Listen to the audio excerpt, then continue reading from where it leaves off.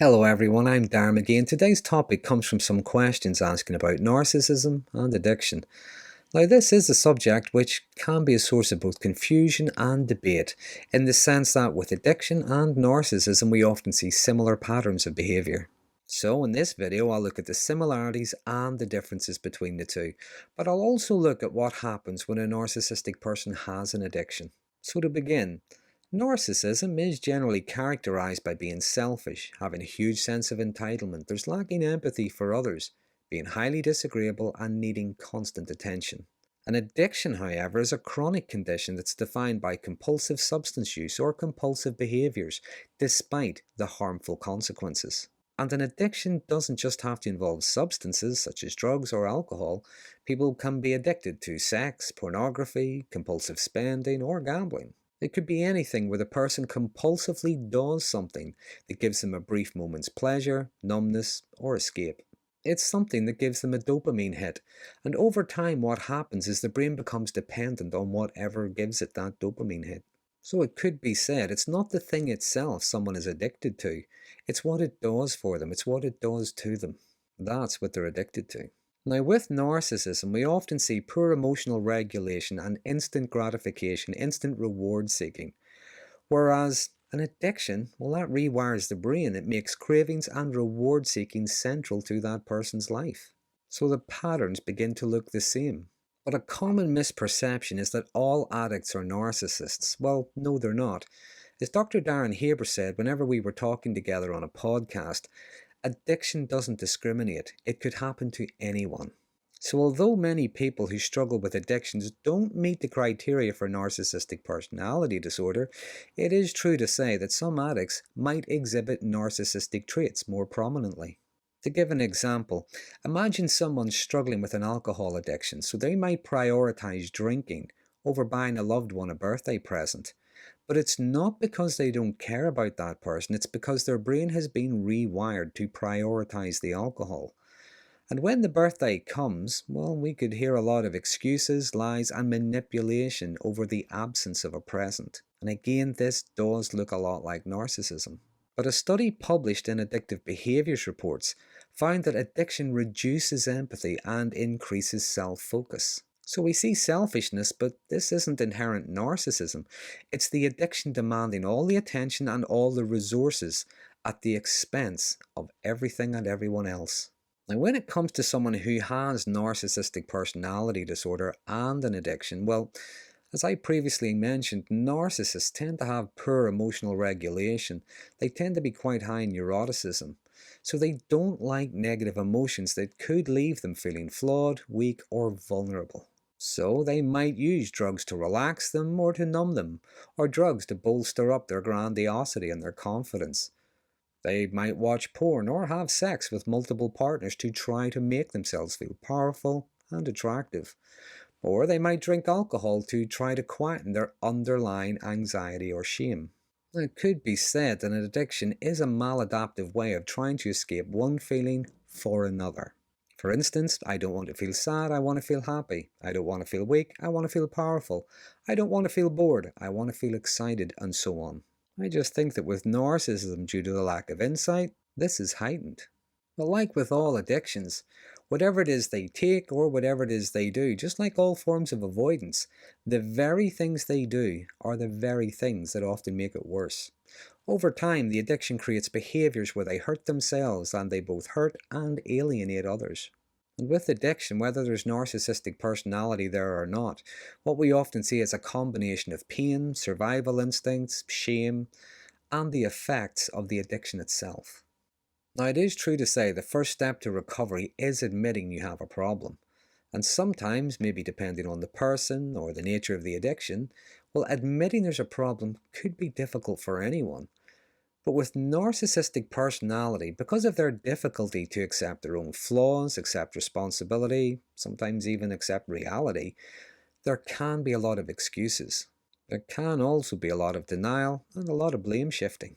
For instance, if they're addicted to alcohol, well, they might just claim they just like a drink and it's you that can't handle it, you're the one with the problem. However, whenever they misbehave, well, people might hear excuses like, it wasn't me, it was the drink.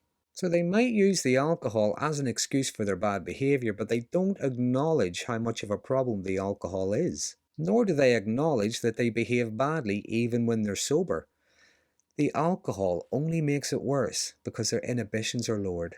Now, something to consider is whenever someone quits an addiction, whenever they achieve sobriety, well, they might encourage and support others who are struggling with an addiction. They might even try to make amends to those they hurt during their addiction. What we tend to see is both regret and humility. What we often see are improvements in their behaviour and in their relationships, and they try to rebuild trust. Not so much when someone with a narcissistic personality achieves sobriety. The addiction could well be blamed on others. For instance, they just got involved with the wrong crowd. Instead of regret and humility, what you commonly see, among other things, is a lot of self-righteousness and a lot of grandiosity around their healthy, clean lifestyle. They might even tell tales about how bad their addiction was and how brave they had to be just to be able to beat it. And they do this just to gain admiration. But they can also be very judgmental of others who perhaps maybe have a beer or a glass of wine with their dinner. Some might even think they've become experts in addiction. They know how to cure people. You could even see a shift towards communal narcissism, and this is when they gain a sense of importance by presenting themselves to be wonderful and caring and only wanting to help others. You could even see a shift towards communal narcissism, and this is when they gain a sense of importance and virtue by presenting themselves to be wonderful and caring. They only want to help others. What you might find is they just dictate to others how they should quit their addictions. Sometimes how others should quit addictions they don't have in the first place. So the controlling behaviour is still there, but so is the entitlement, the disagreeableness, the arrogance. It's all still there. It's just that now they're sober. But the need for instant reward, instant gratification, that's still present as well. So there is a risk that the addiction could just shift elsewhere. For instance, if they stop drinking, they might start gambling. If they stop gambling, they might start smoking. So in summary, it can be difficult to recognize what is narcissism and what is an addiction because of several overlapping behaviours. And although not all addicts are narcissists, an addiction can lead to selfish behaviours that can look narcissistic. An addict can manipulate others to support their habit, much like a narcissist manipulates to get what they want. And both narcissists and addicts can lie to avoid consequences or to hide their addiction. And while lacking empathy is a key characteristic of narcissism, addiction can disconnect people so they might seem indifferent or cold. But the key differences include, firstly, while narcissists lie and manipulate out of a false sense of entitlement and superiority, an addict lies and manipulates because their brain has become dependent on whatever was giving them their hit, giving them their fix. Their brains are locked in craving mode. And in recovery, an addict might address their underlying issues such as trauma, anxiety, low self-esteem, and so on.